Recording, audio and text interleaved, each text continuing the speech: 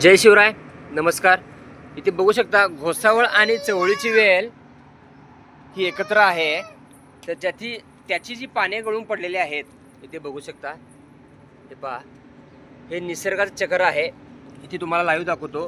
हे पहा, ही आपली जी किडे आहेत ती वाळलेली पाने पडलेली खातात आणि त्यांच्या विष्ठेपासून आपल्या झाडांना, पांढऱ्या मुळ्यांना पोषण तत्व मिळतात। इथे बघू शकता किती छान ते खात आहे। तर आपल्या या मातीमध्ये गांडूळ देखील आहेत मित्रांनो, ते देखील हे वाळलेली पाने खातात आणि त्यांच्या विष्ठेपासून आपल्या झाडांना किंवा भाजीपाल्यांना पोषण तत्व मिळतं। ही निसर्गाचं चक्र आहे, हे कोणीही मोडू शकत नाही। त्याच्यामुळे आपल्याला वरून काहीही द्यावं लागत नाही। इथे बघू शकता तुम्ही, लांबून देखील दाखवतो, पाने किती गळून पडलेले आहेत। ते पहा वेल, इथे बघू शकता पाने हे वाळलेले आहेत, ते परत खाली गळून पडतात आणि निसर्गाचं चक्र चालू होतं। हे पहा, मी तुम्हाला हे मुद्दामून दाखवत आहे कारण मी वरून काही देत नाही। इथे बघू शकता पाने कसे बाबा पडलेले आहेत। हे पहा,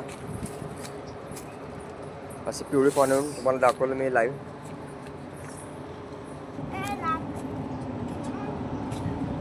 इथे बघू शकता असे पाने कुजतात। हे पहा, हे कसे काळे, हे पहा, ही कुजण्याची प्रक्रिया चालू झालेली आहे। इथे बघू शकता किती काळे झालेले आहेत पानं। हे परत मित्रांनो काळं सोनं होतं आणि त्याच्या मातीमध्ये रूपांतर होऊन झाडांना पोषण तत्व मिळतात आणि एक प्रकार ते मातीच बनते। हे पहा, हे मका आहे, मका देखील पूर्णपणे वाळलेला आहे। तर त्याची मुळे इथे खालीच ठेवतो मी आणि आपल्या झाडांना पोषण तत्व मिळतात। तेही मुळे कुजतात, कुजून त्याची माती बनते आणि पांढऱ्या मुळ्यांना पोषण तत्व मिळतं। तर धन्यवाद।